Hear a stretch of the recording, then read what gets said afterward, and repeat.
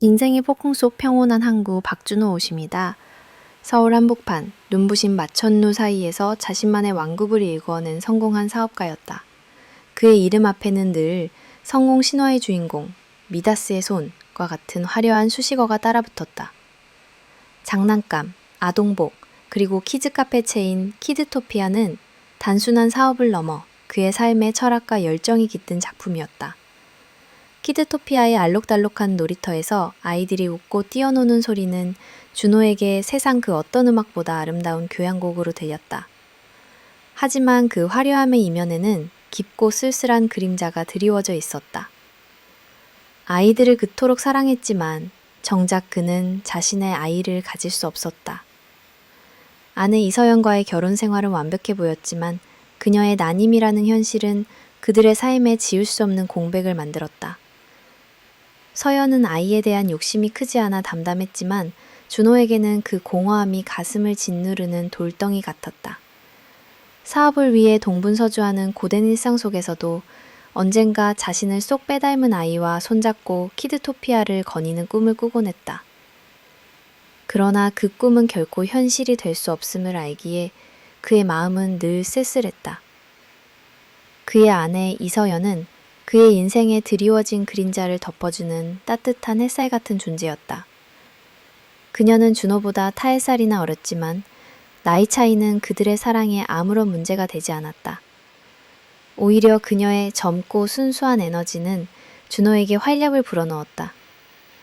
그녀는 곱게 자란 부잣집 딸이었지만 거만함이라고는 찾아볼 수 없는 온화하고 살을 깊은 사람이었다. 준호가 아무리 지치고 힘든 날에도 서연의 따뜻한 말 한마디는 그에게 든든한 버팀목이 되어주었다. 그녀는 언제나 조용히 그리고 헌신적으로 준호를 내조했다. 사업 때문에 늦은 귀가가 잦았지만 그녀는 단 한 번도 불평하지 않았다. 오히려 잠든 준호의 곁을 조용히 지키고 그가 아침에 눈을 뜨면 따뜻한 미소와 함께 정성스럽게 차린 아침 식사를 내어주는 것이 그녀의 일과였다. 주변 사람들은 준호를 볼 때마다 박 사장, 부인복 하나는 타고났구먼 이라며 부러워했다. 준호 또한 이 모든 것이 서연 덕분이라고 생각했고 그녀에게 더 좋은 것을 해주고 싶다는 마음뿐이었다. 그는 서연을 향한 사랑이 아이를 갖지 못하는 공허함을 채워주는 유일한 해답이라 믿었다. 그의 성공은 서연과의 단란한 가정을 지키기 위한 것이었고 그의 행복은 서연의 행복과 직결되어 있었다. 그러나 준호는 알지 못했다. 그가 평화롭고 안락한 항구라고 믿었던 그곳이 사실은 폭풍과 몰아치는 거친 바다 한가운데에 놓인 작은 배에 불과하다는 것을. 그리고 그 배를 뒤집을 거대한 파도가 곧 덮쳐올 것이라는 사실을. 그의 행복은 마치 위태롭게 쌓아올린 모래성처럼 언제 무너질지 모르는 불안한 균형 위에 서 있었다. 이 모든 것은 그가 아내를 향한 사랑의 맹목성 때문에 보지 못했던 감춰진 진실의 일부였다. 운명적인 만남, 그리고 숨겨진 진실. 박준호의 20대 후반과 30대 초반은 오직 성공만을 향해 달리는 치열한 시간이었다. 그는 친구들이 연애와 결혼을 꿈꿀 때 사업 계획서와 씨름하며 밤을 지새웠다. 남자로 태어났으면 월급을 받는 사람이 아니라 주는 사람으로 살아야 한다. 는 아버지의 말씀을 가슴에 새기고 오직 앞만 보고 달렸다.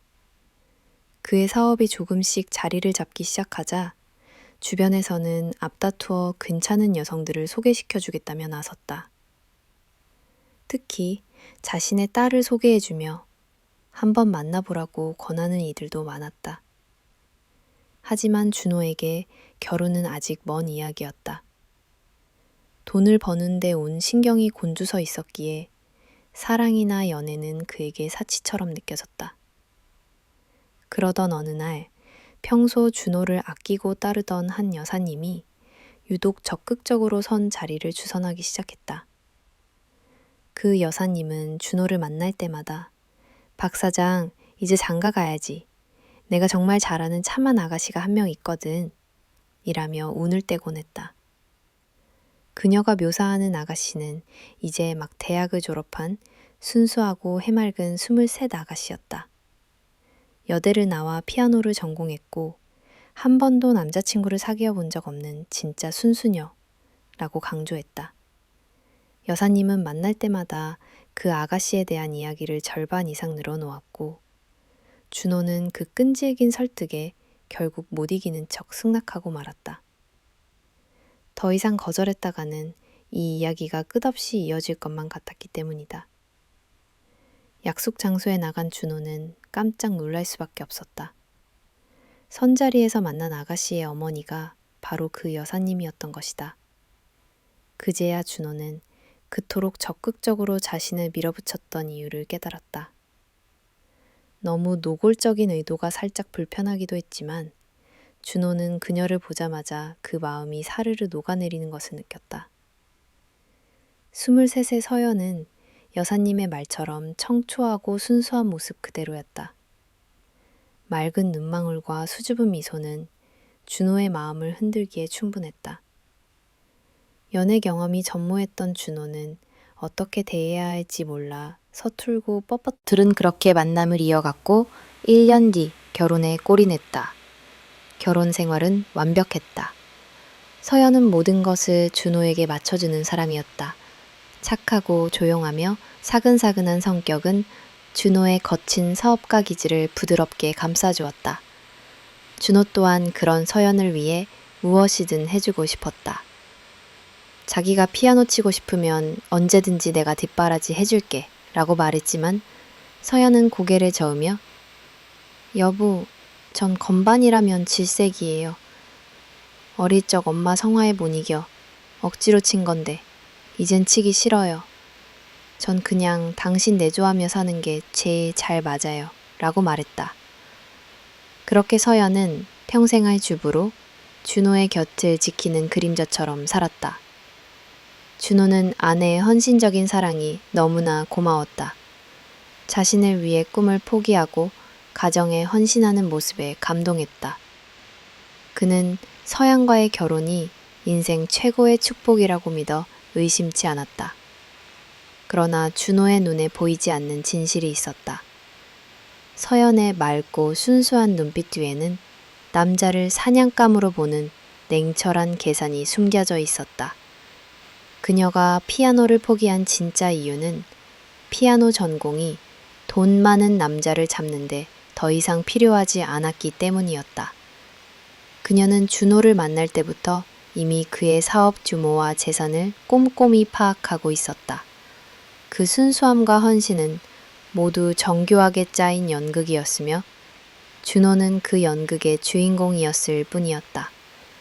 캐어너들 풀미다 드리워진 검은 그림자 그리고 운명적인 균열. 인생은 늘 준호에게 장밋빛길만을 허락하는 것 같았다. 사업은 나날이 번창했고 사랑하는 아내는 그의 곁을 지켰다. 모든 것이 완벽한 그림처럼 흘러가고 있었다. 그러나 세상의 균형은 영원하지 않은 법이다. 행복의 절정에서 준호는 인생에서 가장 충격적인 소식을 접하게 된다. 그날은 여느 때와 다름없는 평범한 아침이었다. 정기 건강검진 결과가 나왔다는 병원의 연락에 준호는 대수롭지 않게 병원을 찾았다. 그는 그저 과음 잦은 사업가의 흔한 간 수치 상승 정도를 예상했다. 그러나 의사의 표정은 심각했고 준호의 눈을 똑바로 보며 담담한 목소리로 말했다. 박준호 씨, 간암 2기입니다. 그 말을 듣는 순간 준호의 세상은 정지된 듯했다. 모든 소리가 멀어졌고 눈앞의 의사와 병실의 풍경은 마치 낯선 영화의 한 장면처럼 느껴졌다. 그는 헛웃음이 터져 나왔다. 겨우 40대 후반, 한창 사업에 박차를 가해야 할 나이에 암 환자라니 믿을 수 없었다. 현실을 부정하고 싶었다. 가에 닿지 않았다. 그는 오직 암이라는 두 글자만이 머릿속에 맴돌았다. 그동안 자신의 몸을 혹사시킨 날들이 주마등처럼 스쳐 지나갔다. 성공이라는 이름 아래 매일같이 이어졌던 술자리, 스트레스, 불규칙한 생활, 이 모든 것이 결국 그에게 가남이라는 무거운 족쇄를 채운 것이었다. 병원을 나서면서 터져나온 하염없는 눈물은 성공의 기쁨이 아닌 죽음에 대한 공포와 후회로 얼룩져 있었다. 그러나 그 모든 고통과 절망 속에서도 준호를 가장 아프게 한 것은 바로 아내 서연이었다. 이 소식을 서연이에게 어떻게 전해야 하나. 준호는 덜컥 겁이 났다. 자신이 아프다는 사실보다 아내에게 실망을 주고 고통을 안겨줄까 두려웠다. 곱게 자라 아무런 걱정 없이 살아온 아내에게 남편의 병이라는 무거운 짐을 지우고 싶지 않았다. 집으로 돌아온 준호는 차마 아내의 얼굴을 똑바로 볼 수 없었다. 그는 며칠간 고민하다 결국 어렵사리 간암 진단 사실을 털어놓았다. 준호는 아내가 주저앉아 오열할 것이라고 예상했다. 하지만 서연의 반응은 준호의 예상을 완전히 벗어났다. 그녀는 준호의 손을 꼭 붙잡고 눈물을 쏟아내며 이렇게 말했다. 여보, 미안해요. 제가 당신 건강을 제대로 못 챙겨줘서 다 제 탓이에요. 그리고는 당신은 이겨낼 수 있어요. 당신은 그동안 수많은 시련도 잡초처럼 이겨냈잖아요. 이까지 남쯤은 이겨낼 수 있어요 라며 오히려 준호를 다독였다. 그 순간 준호는 깨달았다. 그의 아내는 그저 연약한 존재가 아니라 위기 앞에서 더욱 강해지는 강인한 여인이었다. 아내의 헌신적인 태도는 준호의 마음을 더욱 아프게 하면서도 동시에 이겨낼 수 있다는 용기를 심어주었다. 그는 아내의 손을 잡고 결심했다.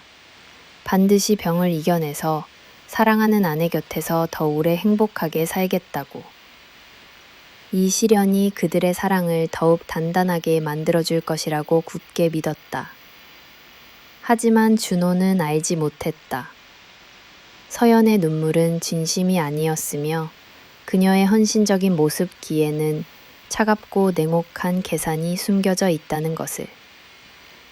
그녀는 준호의 병이 자신의 계획을 앞당길 절호의 기회라고 생각하고 있었다. 이 인간, 드디어 죽을 병에 걸렸군. 그녀는 준호 몰래 이렇게 중얼거리며 겉으로는 헌신적인 아내의 가면을 쓰고 속으로는 준호의 재산을 차지할 섬뜩한 계획을 구상하기 시작했다. 그녀의 눈물은 남편에 대한 연민이 아니라 앞으로 펼쳐질 행복한 미래에 대한 기대감과 승리의 눈물이었던 것이다. 검은 가정에 드리워진 그림자였지만 동시에 이서연의 진 면목을 보여주는 기회가 되었다. 적어도 준호는 그렇게 믿었다. 병원에서는 절제 수술 후 철저한 관리가 필요하다고 강조했다. 스트레스는 독이었고 건강한 식습관과 규칙적인 생활은 필수였다. 준호는 이 모든 것을 혼자 감당할 수 있을까 걱정했지만 서연은 그 모든 짐을 자신의 어깨에 짊어졌다. 그녀는 마치 180도 다른 사람처럼 변했다. 조용하고 차분했던 그녀는 놀랍도록 강인하고 능동적인 여인이 되었다. 준호는 항암 치료 없이 수술만으로 회복할 수 있다는 사실에 안도했지만 서연은 혹시 모를 재발에 대비해 준호의 건강 관리에 모든 것을 쏟아부었다. 매일 아침 준호의 건강 상태를 꼼꼼히 체크했고 의사의 조언을 하나도 놓치지 않았다. 그녀는 준호의 손을 잡고 매일 기도했고 당신은 반드시 이겨낼 수 있다는 확신에 찬 말을 쉴 새 없이 건넸다. 서연의 헌신은 식단 관리에서 절정을 이루었다. 그녀는 준호의 간에 좋다는 음식을 찾아 전국 팔도를 헤매는 것도 마다하지 않았다. 매일 아침 정성스럽게 차려진 밥상에는 항암 효과가 뛰어나다는 버섯과 제철 나물이 빠지지 않았다. 시중에 파는 것보다 효능이 좋다는 야생버섯을 구하기 위해 그녀는 심지어 직접 산을 찾아 나섰다. 평생 곱게 자라 고생이라고는 모르고 살았을 그녀가 땀을 뻘뻘 흘리며 산을 오르내리는 모습은 준호의 마음을 더욱 짠하게 만들었다. 준호가 조금이라도 힘들어하면 서연은 그의 옆에 꼭 붙어 앉아 이야기를 들어주고 마사지를 해주었다. 사업 때문에 받던 스트레스를 잊게 해주기 위해 그녀는 예전에는 보지 못했던 유머러스한 이야기로 그를 웃게 만들었다. 준호는 아내의 헌신적인 사랑에 감동했고 이 모든 것이 아내 덕분이라고 생각했다. 내가 정말 복이 많은 사람이구나 라고 스스로에게 되뇌며 그는 아내를 향한 사랑과 고마움이 더 깊어졌다. 병이라는 시련이 오히려 그들의 관계를 더욱 단단하게 만들고 있다고 믿어 의심치 않았다. 하지만 준호는 서연의 그 모든 헌신이 얼마나 치밀하게 계산된 연기였는지 알지 못했다. 그녀가 버섯과 약초를 찾아다닌 것은 준호의 건강을 위함이 아니었다. 그녀는 준호의 병이 악화되기를 바라면서도 남들의 눈에는 헌신적인 아내로 보이고 싶었다. 그래서 그녀는 산에서 직접 캔 약재라는 명목으로 사실은 시중에서 구한 비싼 약재들을 준호에게 먹였다. 만약 준호가 그녀의 헌신을 의심할 경우 당신을 살리기 위해 내가 이토록 노력했다 알리바이를 만들어두려는 계산이었다. 그녀의 진짜 목적은 다른 곳에 있었다. 그녀는 준호의 건강이 회복될 기미를 보이자 초조해지기 시작했다. 그녀는 준호의 병이 빨리 악화되어야만 자신이 원하는 모든 것을 얻을 수 있다고 생각했다. 그래서 그녀는 스트레스가 독이라는 의사의 말을 역이용할 계획을 세우기 시작했다. 남편에게 감당할 수 없을 만큼의 스트레스를 안겨주어 병을 재발시키는 것. 그것이 그녀의 최종 목표였다. 그녀의 머릿속에는 이미 준호가 가장 믿고 의지하는 사람, 그리고 그의 사업에 치명적인 타격을 입힐 수 있는 사람이 누구인지 명확하게 그려져 있었다. 그렇게 겉으로는 천사 같은 아내의 가면을 쓰고 속으로는 악마의 심장을 품은 그녀의 섬뜩한 계획이 서서히 베일을 벗기 시작했다. 준호가 우리 아내가 없었다면 난 벌써 무너졌을 거야 라고 감동의 눈물을 흘리는 그 순간에도 서연은 차가운 미소를 지으며 준호의 등을 향해 칼을 겨누고 있었다. 매크음의 배신, 그리고 심연으로의 추락. 박준호가 간암 수술 후 회복에 전념하던 때 그의 인생을 송두리째 뒤흔들 두 번째 시련이 닥쳐왔다. 그것은 바로 15년이 넘도록 동고동락하며 서로의 성공을 함께 만들어온 사업 파트너 황태우 사장의 배신이었다. 황 사장은 준호가 가장 믿고 의지하던 사람이었다. 사업 초창기 모두가 준호의 아이디어를 비웃을 때 유일하게 그의 잠재력을 알아보고 함께 뛰어든 사람이 바로 황 사장이었다. 두 사람은 피를 나는 형제보다 더 끈끈한 유대감을 자랑했다. 준호는 황 사장을 단순한 동업자가 아닌 평생을 함께할 동지로 여겼다. 그가 암투경 중일 때도 황 사장은 병원에 찾아와 준호의 손을 잡고 형님, 반드시 이겨낼 겁니다. 제가 있으니 걱정 말고 푹 쉬십시오. 라며 눈물까지 글썽였다. 그러나 그 모든 것은 한낮의 신기루처럼 사라져버렸다. 준호가 수술 후 회복이 채 끝나기도 전에 황 사장이 회사의 거액을 횡령하고 잠적했다는 충격적인 소식이 들려왔다. 단순한 자금 유용이 아닌 수십억 원에 달하는 법인 회사 돈을 빼돌린 명백한 형사 사건이었다. 이 소식을 들은 준호는 머릿속이 새하얘졌다. 믿을 수 없었다. 태우가 그럴 리가 없어. 분명 뭔가 오해가 있을 거야. 그는 황 사장에게 무슨 사정이 있었을 거라고, 그를 찾아 설득하면 모든 것을 되돌릴 수 있을 거라고 믿었다. 준호는 황 사장의 아내에게 연락을 시도했다. 하지만 더 충격적인 답변이 돌아왔다. 사장님, 저희 몇 달 전에 이혼했어요. 모르셨어요? 망치로 머리를 맞은 듯한 충격을 받았다.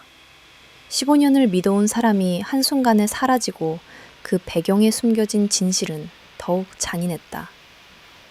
준호는 태우를 향한 믿음이 산산조각 나는 것을 느꼈다. 심장이 찢어지는 듯한 고통과 함께 그는 자신이 얼마나 어리석었는지 깨달았다.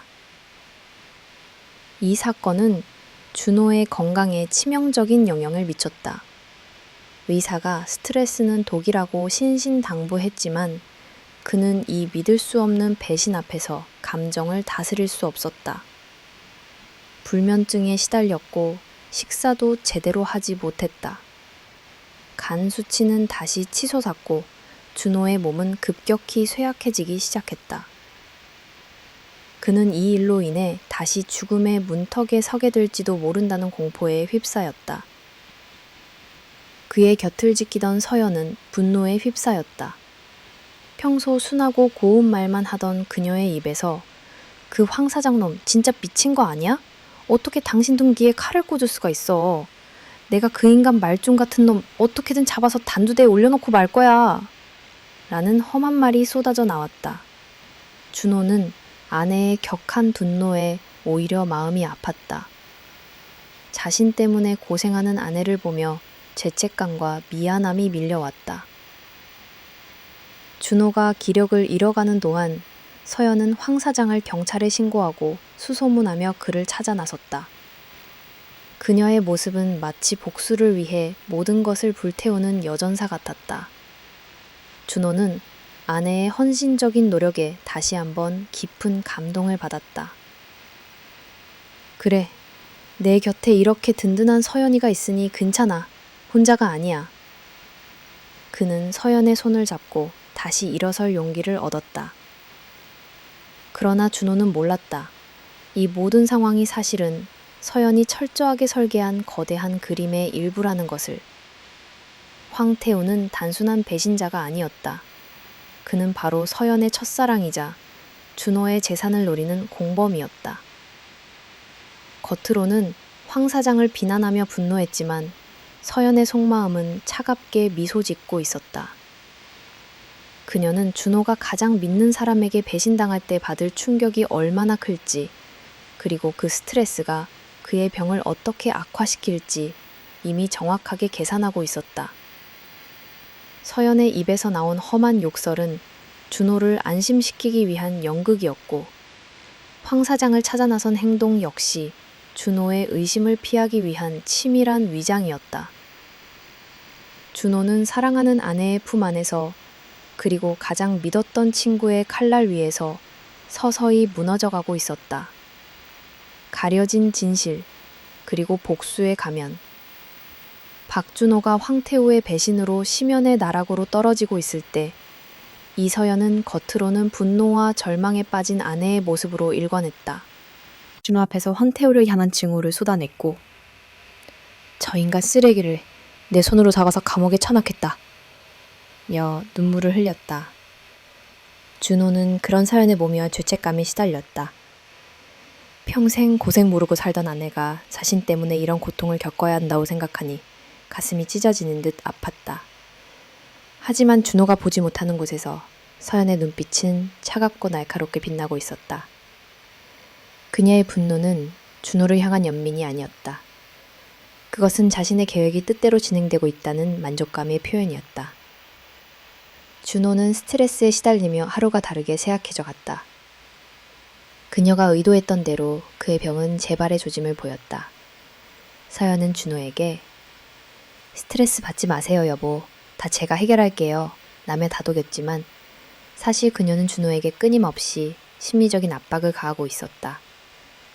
그녀는 준호에게 황태우의 행방을 묻는 척하며 경찰이 못 찾고 있어요.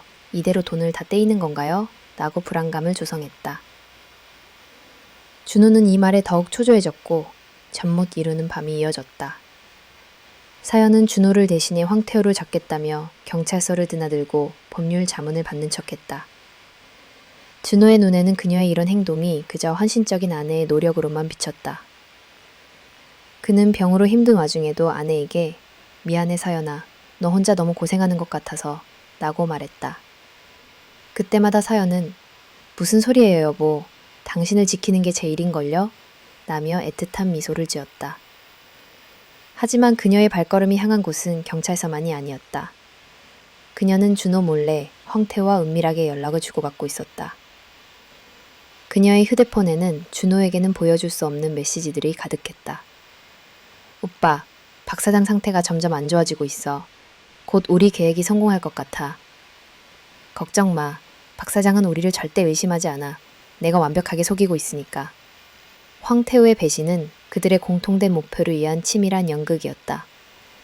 준호가 믿는 사람에게 배신당했을 때 받을 충격과 스트레스가 그의 병을 악화시킬 가장 효과적인 방법이라는 것을 서연이 먼저 제안한 것이었다. 서연은 준호에게 여보, 제가 당신 건강에 좋은 버섯을 찾아 산에 가야겠어요. 라고 말했다. 준호는 아내의 헌신에 또 한 번 감동했다. 하지만 그녀의 진짜 목적지는 따로 있었다.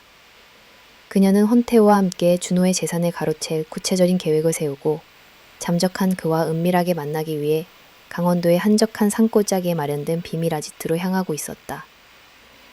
그녀의 아름다운 미소 뒤에 그녀가 숨겨진 차갑고 섬뜩한 복수의 가면은 자신의 욕망을 위해서라면 사랑하는 사람의 목숨까지도 이용할 수 있는 악마의 본성을 드러내고 있었다.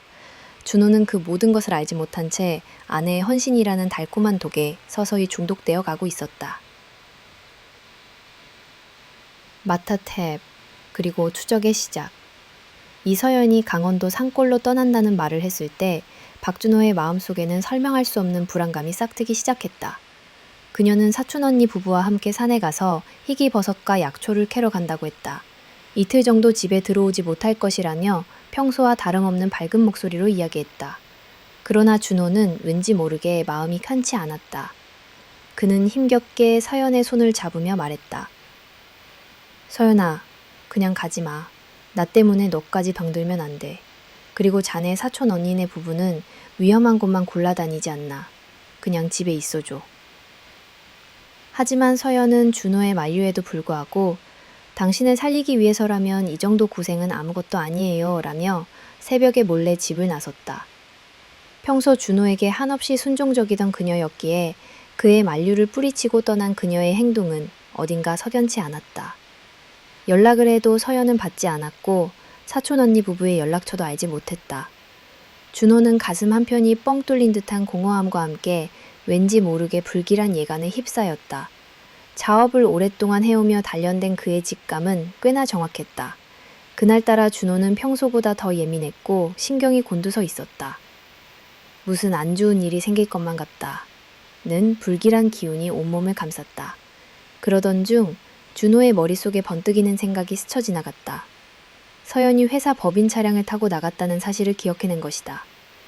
법인 차량에는 운행 기록과 함께 실시간 위치를 추적할 수 있는 GPS가 부착되어 있었다. 준호는 떨리는 손으로 휴대폰을 들고 위치 추적 애플리케이션을 실행했다. 화면 속 지도에는 법인 차량이 강원도 방향으로 쉼없이 달리고 있는 모습이 선명하게 나타났다. 서연의 말대로였다. 하지만 준호는 왠지 모르게 안심이 되지 않았다. 그는 혹시라도 무슨 일이 생기면 어쩌지? 하는 생각에 불안감이 극에 달했다. 그는 더 이상 이 불안감을 감당할 수 없었다. 당장 서연을 찾아가 그녀를 데리고 돌아와야겠다고 결심했다. 준호는 즉시 그의 친동생에게 전화를 걸어 도움을 요청했다. 동생아, 지금 당장 형 좀 도와줘야겠다. 운전 좀 대신해줘. 서연이를 찾으러 가야겠어. 그의 동생은 준호의 목소리에서 느껴지는 다급함에 묻지 않고 한달음에 달려왔다. 그렇게 두 사람은 법인 차량의 GPS가 가리키는 곳으로 향했다. 고속도로를 달리는 동안 준호의 심장은 터질 듯이 뛰었다. 제발 아무 일도 없어야 할 텐데. 그는 수십 분마다 휴대폰을 열어 법인 차량의 위치를 확인했다. 서연이 휴게소에 들르며 잠시 멈췄던 기록, 다시 출발하는 기록이 실시간으로 지도에 나타났다. 준호는 그 미세한 움직임 하나하나에 온 신경을 집중했다. 그들은 마침내 법인 차량에 멈춰선 한적한 산 모퉁이에 도착했다. 늦은 밤, 인적 없는 산길은 마치 준호의 불안한 마음처럼 어둡고 고요했다. 그곳에는 서연이 타고 간 차량이 덩그러니 주차되어 있었다. 준호는 심장이 쿵 하고 내려앉는 것을 느꼈다. 그가 예상치 못했던, 아니 차라리 꿈이었으면 하고 바랐던 끔찍한 진실이 바로 눈앞에 다가와 있었다. 고혹인 믿음의 끝, 그리고 지옥의 문. 박준호와 그의 동생은 서연의 차량이 주차된 한적한 산 모퉁이에 도착했다. 어둠이 짙게 깔린 늦은 밤, 정막만이 감도는 그곳은 마치 세상과 단절된 듯 했다. 준호의 심장은 불안과 초조함으로 미친 듯이 요동쳤다. 분명 무슨 일이야. 아니야, 아닐 거야. 그는 스스로에게 되뇌며 동생과 함께 서연을 찾아 나섰다. 산길을 따라 얼마 걷지 않았을까. 준호의 눈에 수상한 컨테이너 하나가 들어왔다. 인적이 드문 곳에 덩그러니 놓인 그 컨테이너는 마치 모든 비밀을 감추고 있는 판도라의 상자 같았다. 그곳으로 다가갈수록 희미하게 사람들의 목소리가 들려왔다. 준호는 가슴이 철렁 내려앉는 것이 느꼈다. 혹시나 하는 마음에 그는 큰 소리로 물었다. 누구 계십니까? 잠시 후 컨테이너의 문이 스르륵 열리고 한 남자가 밖으로 나왔다. 그 남자를 본 준호는 숨이 멎는 듯했다. 그의 눈앞에 서 있는 남자는 바로 그를 배신하고 거액의 돈을 횡령한 사업 파트너 황태우였다. 준호는 이성을 잃을 뻔했다. 믿었던 친구의 얼굴이 눈앞에 나타났다는 사실도 충격적이었지만 그가 이 늦은 시간에 인적 없는 산속에 있다는 것이 더욱 의심스러웠다. 그 순간 컨테이너 안에서 나긋하고 익숙한 여자의 목소리가 들려왔다. 여보, 누구예요? 준호는 그 목소리의 주인을 알아차리고 몸이 얼어붙었다. 그것은 바로 그의 아내 이서연의 목소리였다. 여보라는 단어가 그의 귓가에 맴돌며 준호의 뇌를 마비시켰다. 준호는 더 이상 참을 수 없었다. 그는 황태호를 밀치고 컨테이너 안으로 뛰어들어갔다. 컨테이너 안의 광경은 준호의 모든 것을 산산조각 내기에 충분했다. 차림으로 편안하게 앉아있는 이서연의 모습. 그녀는 마치 자신의 집 안방인 양 편안한 표정을 짓고 있었다. 준호는 눈앞의 현실을 믿을 수 없었다. 지금 여기서 뭐 하는 거야? 너희 둘이 왜 같이 있는 건데? 준호는 손에 잡히는 대로 물건을 집어 던지며 절규했다. 황태우가 무릎을 꿇고 형님, 이 모든 건 오해입니다. 라고 소리쳤지만 준호의 분노는 이미 극에 달해 있었다. 그는 황태우의 멱살을 잡고 거칠게 흔들었다. 오해? 내가 사기꾼 잡으러 간다고 했던 내 마누라가 잠옷바람으로 여기서 놀고 있는 게 오해라고? 너희는 사람이 아니야. 짐승이야. 준호는 울부짖으며 동생에게 당장 경찰에 신고하라고 소리쳤다. 서연은 준호의 다리를 붙잡고 애원했다. 여보, 제가 죽을 죄를 지었어요. 하지만 당신이 생각하는 그런 일은 없었어요. 제발 한 번만 용서해 주세요. 제가 얼마나 당신을 생각했는데, 평생 당신 곁에 있었는데, 그 정을 생각해서라도 용서해 주면 안 될까요? 그녀의 뻔뻔스러운 변명은 준호의 분노에 기름을 부었다. 그는 20년이 넘는 세월 동안 불려우를 데리고 살았다는 사실에 치를 떨었다. 그가 믿고 의지했던 모든 것이 한순간에 지옥의 불꽃으로 타들어가는 순간이었다. 준호는 이성적으로 생각할 수 없었다. 그러나 그는 마지막 남은 힘을 쥐어짜 그들에게 소리쳤다.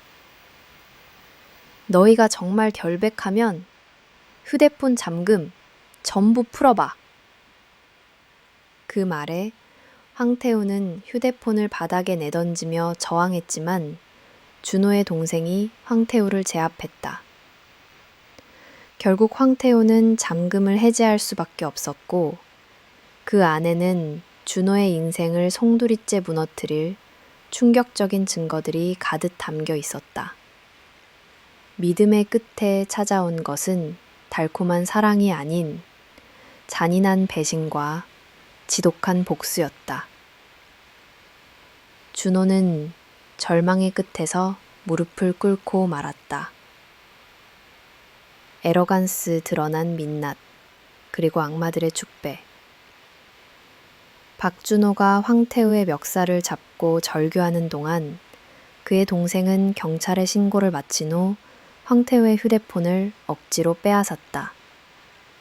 준호는 떨리는 손으로 잠금 해제된 휴대폰을 열어보았고 그 순간 그의 눈앞에는 차마 믿을 수 없는 지옥의 풍경이 펼쳐졌다.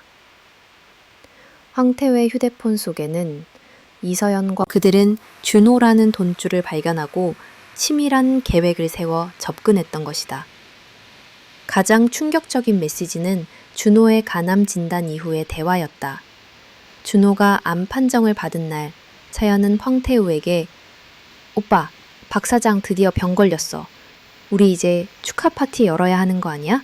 라는 섬뜩한 메시지를 보냈다. 그녀는 준호의 고통을 함께 나누는 대신 그를 제거할 기회가 왔다고 기뻐하고 있었다. 준호의 눈에서는 걷잡을 수 없는 눈물이 흘러내렸다. 그가 믿고 사랑했던 아내가 자신의 죽음을 축배의 대상으로 삼고 있었다는 사실에 몸서리를 쳤다. 준호가 수술 후 빠르게 회복하자 그들의 초조함은 극에 달했다. 이 인간 진짜 목숨도 질기네. 빨리 하늘나라로 가야 내가 오빠랑 행복하게 살 텐데. 서연은 준호에게 헌신적인 아내의 가면을 쓴 채 뒤로는 이런 악마 같은 메시지를 보내고 있었다. 그리고 그들은 준호의 병을 재발시키기 위해 스트레스라는 가장 잔인한 무기를 사용하기로 했다. 서연은 준호에게 스트레스 받으면 암 재발된다더라 는 의사의 말을 전하며 동시에 황태우와 함께 준호의 재산을 횡령하는 계획을 세웠다. 준호가 가장 믿었던 파트너에게 배신당했을 때 받을 충격과 스트레스가 그의 병을 악화시킬 것이라고 확신했던 것이다. 모든 것은 서연이 주도한 치밀한 설계였다. 심지어 황태우가 잠적한 은신처인 이 산속 컨테이너 역시 서연이 마련해 준 것이었다. 박 사장이 이 세상 떠날 때까지만 여기서 조용히 지내 라고 말하는 서연의 메시지는 준호의 심장을 갈기갈기 찢어 놓았다. 준호는 더 이상 휴대폰 화면을 볼 수 없었다. 그는 이 모든 것이 거짓말이기를 바라며 온 힘을 다해 황태우의 휴대폰을 바닥에 내리쳤다.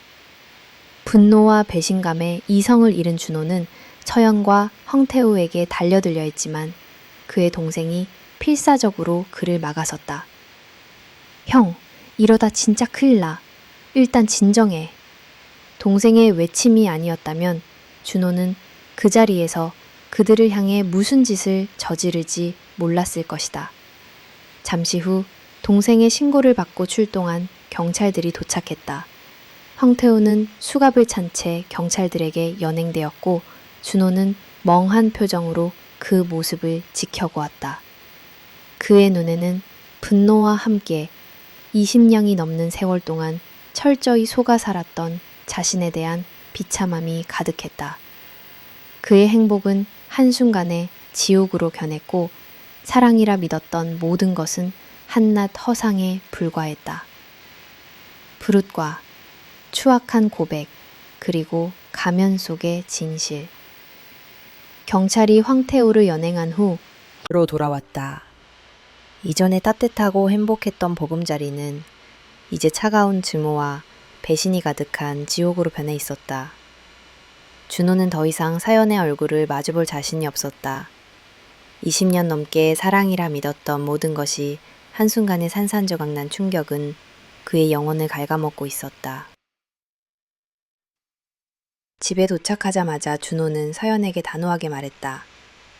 너 같은 쓰레기를 20년 동안 품고 산 내가 병신이었다. 내 집에서 네 것은 단 하나도 없다. 지금 당장 이 몸만 나가라. 서연은 억울하다는 듯 소리쳤다. 당신이 어떻게 나한테 이럴 수 있어. 내가 당신 옆에서 어떻게 있었는데. 그녀의 뻔뻔함에 준호는 치를 떨었다. 네가 입고 있는 옷, 신고 있는 신발, 들고 있는 가방 다 내 돈으로 산 거다. 빈손으로 나가. 그 순간 서연의 가면이 완전히 벗겨졌다. 그녀는 더 이상 순종적이고 헌신적인 아내가 아니었다. 그녀의 눈빛은 차갑게 빛났고 입에서는 그동안 숨겨왔던 추악한 진실들이 쏟아져 나왔다. 그럼 여태 내가 당신 입에 넣어준 버섯값은 당신이 아플 때 내가 옆에 있었던 건 뭐가 되는데. 서연의 말에 준호는 어이가 없어 헛웃음을 터뜨렸다. 겨우 그깟 버섯값 때문에? 네가 그 정도로 찌질한 여자인지 몰랐다. 그 돈 갖고 싶으면 법원에서 받아가. 준호의 단호한 말에 서연은 길길이 날뛰었다. 웃기지 마. 당신이 날 쫓아내? 나도 최고의 변호사 써서 당신 돈 다 뜯어낼 거야. 당신도 내가 억지로 엄마 때문에 결혼한 줄 몰랐지? 난 당신이 좋아서 결혼한 게 아니라 편하게 돈 쓰려고 만만해 보이는 당신 꼬셔서 결혼한 거라고. 서연의 비명 섞인 고백은 준호의 심장을 칼로 찌르는 듯 했다. 그녀의 입에서 쏟아지는 말들은 그동안 준호가 알고 있던 모든 것을 부정했다. 사랑이라 믿었던 감정은 처음부터 존재하지 않았고 헌신이라 여겼던 모든 행동은 철저히 계산된 연극이었다. 준호는 서연을 향한 증오와 함께 자신을 향한 깊은 자기혐오에 빠졌다. 20년이라는 세월 동안 철저히 속아 넘어간 자신의 어리석음이 너무나도 비참했다. 그는 아무것도 모른 채 그녀의 거짓된 미소에 속아 행복해했던 지난 날들을 떠올리며 고통스러워했다. 서연은 짐을 싸서 집을 나갔지만 그들의 악연은 끝나지 않았다. 그녀는 준호에게 끊임없이 전화와 문자를 보내며 그를 괴롭혔다. 하지만 준호는 서연과 관련된 모든 사람들의 연락처를 차단하고 변호사를 선임해 이혼소송 절차를 밟기 시작했다. 이혼소송 과정에서 준호는 서연의 또 다른 민낯을 알게 되었다. 그녀에게는 부부의 정이라는 개념 자체가 없었다. 준호가 주변 사람들에게 베풀고 도와주는 것을 그녀가 이해해주는 줄 알았지만 사실 그녀는 나랑 상관없는 일이라며 무관심했던 것뿐이었다. 그녀가 준호의 성공을 응원했던 것도 그 성공이 곧 자신의 재산이 될 것이라 믿었기 때문이었다. 사랑이나 존경은 그들의 관계에 존재하지 않았다. 오직 돈과 계산만이 있었을 뿐이었다. 서연은 소송에서도 자신의 추악한 본성을 드러냈다. 그녀는 준호가 자신을 상대로 위자료와 피해보상을 청구하자 법정에서도 억울함을 호소하며 재산을 더 많이 분할받으려 애썼다. 그러나 준호가 제시한 헌태우와의 대화 기록, 그리고 그녀의 끔찍한 계획이 담긴 증거들은 그녀의 모든 주장을 무력화시켰다.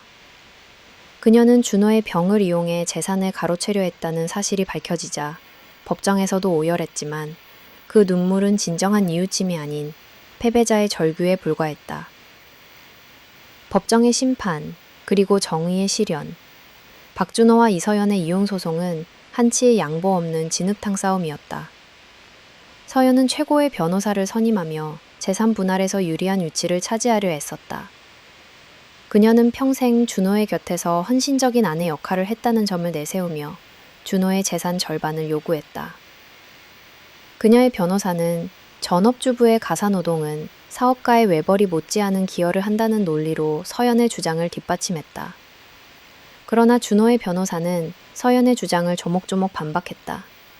그가 법정에서 제시한 증거들은 서연의 모든 주장을 무너뜨리기에 충분했다.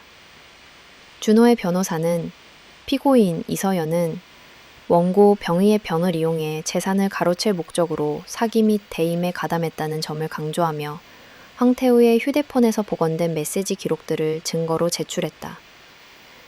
준호의 간암 진단을 축하하고 그의 죽음을 기다렸다는 내용의 메시지들은 법정을 충격에 빠뜨렸다. 또한 서연의 주부로서의 기여도가 미미하다는 사실도 밝혀졌다.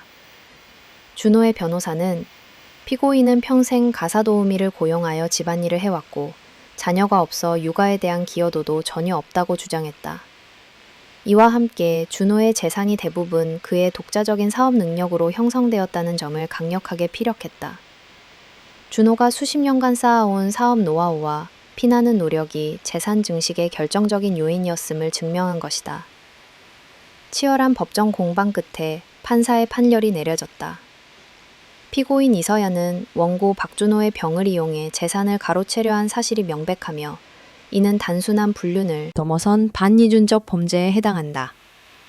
또한 혼인 생활 중 피고인의 재산 기여도가 매우 낮으므로 재산 분할 비율은 원고에게 80%, 피고에게 20%로 결정한다.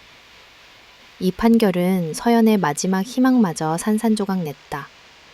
전업주부에게 30%를 분할해주는 것이 관례였지만 서연의 파렴치한 행적과 가사 기여도가 거의 없다는 점이 참작되어 이례적으로 낮은 비율이 결정된 것이다.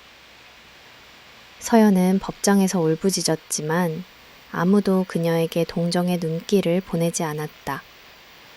준호는 이 판결에 만족했다. 마음 같아서는 한 푼도 주고 싶지 않았지만 이 정도의 분할도 그녀에게는 충분한 심판이었다. 이혼 소송이 마무리된 후 준호는 서연에게 받은 위자료와 피해 보상금으로 그깟 버섯값이라며 그녀에게 던져주었다. 서연은 마지막 자존심을 내세우며 당신이 준 돈은 한 푼도 안 쓸 거야 라고 소리쳤지만 준호는 그 말에 대꾸할 가치조차 느끼지 못했다. 한편 황태호에 대한 형사소송도 순조롭게 진행되었다. 횡령 금액이 5억 원을 넘는다는 점, 그리고 준호의 병을 이용한 계획적인 범죄라는 점이 인정되어 그는 3년 이상의 징역형을 선고받았다. 이서연 또한 공범으로 형사조사를 받게 되었다. 이 모든 싸움을 겪으며 준호는 깊은 상실감에 시달렸다. 그러나 동시에 정의가 실현되었다는 사실에 그는 마음의 위안을 얻었다. 이혼과 소송의 과정을 거치며 준호는 자신의 인생을 다시 돌아볼 수 있었다. 그가 평생을 바쳐 쌓아온 재산이 자신에게 돌아왔다는 사실에 준호는 홀로 남겨진 인생을 어떻게 살아가야 할지 고민하기 시작했다. 그에게는 이제 더 이상 믿음의 배신도, 사랑이라는 가면도 존재하지 않았다. 오직 냉혹한 현실과 새로운 시작만이 남아있을 뿐이었다. 홀로 선 인생, 그리고 새로운 희망길. 고 잔인했던 싸움이 끝난 후 박준호의 삶에는 짙은 허무함이 밀려왔다. 법정의 승리는 통쾌했지만 20년이라는 세월 동안 쌓아온 믿음과 사랑이 모두 거짓이었다는 사실은 그의 마음속에 깊은 상처를 남겼다. 이혼 서류에 도장을 찍고 서연과 관련된 모든 사람들의 흔적을 지워버린 후 준호는 혼자가 되었다. 그를 지켜보던 사람들은 이 정도면 박 사장 다시 일어설 수 있을 거야 라고 했지만 준호는 삶의 의미를 잃어버린 듯 멍하니 허공만 응시할 뿐이었다. 그는 이제 암투병이라는 육체적인 고통보다 배신이라는 정신적인 고통에 더욱 시달렸다. 잠 못 이루는 밤이 이어졌고 문득 서연의 환한 미소가 떠오르면 가슴이 미어지는 듯 아팠다. 그녀의 거짓된 환심과 사랑이 머릿속을 맴돌며 그를 괴롭혔다. 행복했던 지난 날들이 사실은 거대한 거짓말이었다는 것을 깨닫고 나니 그의 인생 전체가 부정당한 것 같았다. 하지만 준호는 그렇게 무너져 있을 수만은 없었다. 그는 자신의 병을 이겨내기 위해 싸웠던 투지, 그리고 사업을 일궈냈던 열정을 다시 떠올렸다. 문득 그는 아내와 황태호의 대화에서 이 인간 빨리 하늘나라로 가야 내가 돈으로 오빠랑 행복하게 살 텐데 라는 말을 상기했다. 그들의 바람대로 무너져 죽어버리는 것은 그들에게 또 한 번의 승리를 안겨주는 일이었다. 준호는 절대로 그렇게 하지 않겠다고 다짐했다. 그는 자신의 삶을 포기하는 대신 자신의 인생을 새롭게 재건하기로 마음먹었다. 그의 가장 큰 원동력은 다름 아닌 아이들이었다. 그는 평생 아이들을 위한 사업을 해왔지만 정작 자신의 아이를 가질 수 없었다. 이제 그의 곁에는 아내도 자식도 없었다. 그는 그동안 자신이 쌓아올린 모든 재산의 가치를 어디에 두어야 할지 고민했다. 그리고 한 가지 결심을 하게 된다. 자신의 모든 재산을 어린이 재단에 기부하기로 한 것이다. 어차피 물려줄 자식도 없고 함께할 마누라도 없으니 내 평생을 바친 아이들을 위해 쓰자. 준호의 마음속에는 가장 힘없고 약한 존재일수록 더 지켜줘야 한다는 강한 신념이 자리 잡았다. 그는 키드토피아를 계속 운영하며 더 많은 아이들에게 웃음을 선물하고 자신의 재산으로 고통받는 아이들을 돕기로 했다. 그것이야말로 그가 살아온 인생의 의미를 되찾는 유일한 방법이라고 생각했다. 준호는 다시 일어섰다. 그의 얼굴에는 예전의 활기 넘치던 미소가 되돌아왔다. 그는 더 이상 과거에 얽매이지 않고 새로운 목표를 향해 나아갔다. 내 인생이 늘 꽃길만 가득할 줄 알았는데 암에 걸리고 믿었던 사람들에게 배신까지 당했으니 이제는 더 이상 잃을 것도 두려울 것도 없다. 그의 삶은 이제 오직 후회 없이 잘 살아가는 것이라는 한 가지 목표만을 향해 달려갔다. 준호의 이야기는 많은 이들에게 희망과 용기를 주었다. 그는 자신의 아픔을 숨기지 않고 오히려 그것을 발판 삼아 더 나은 삶을 살아가려 노력했다. 그는 방송에 출연해 자신의 사연을 털어놓으며 힘든 시기를 겪고 있는 사람들에게 이렇게 말했다. 힘들고 지칠 때마다 저 같은 사람을 생각하며 기운 내시길 바라겠습니다. 항상 행복하시고 건강도 잘 챙기셔서 아프지 마시길 바라겠습니다. 그의 목소리에는 진정한 용서와 삶에 대한 깊은 깨달음이 담겨 있었다. 박준호는 자신의 삶, 이제 더 이상 성공한 사업가라는 타이틀에 얽매이지 않았다. 그는 진정한 삶의 의미를 찾은 사람, 그리고 사랑의 본질을 깨달은 사람으로 거듭났다. 그의 삶은 비록 불행과 배신으로 얼룩졌지만 그 끝에는 새로운 희망과 진정한 행복이 기다리고 있었다.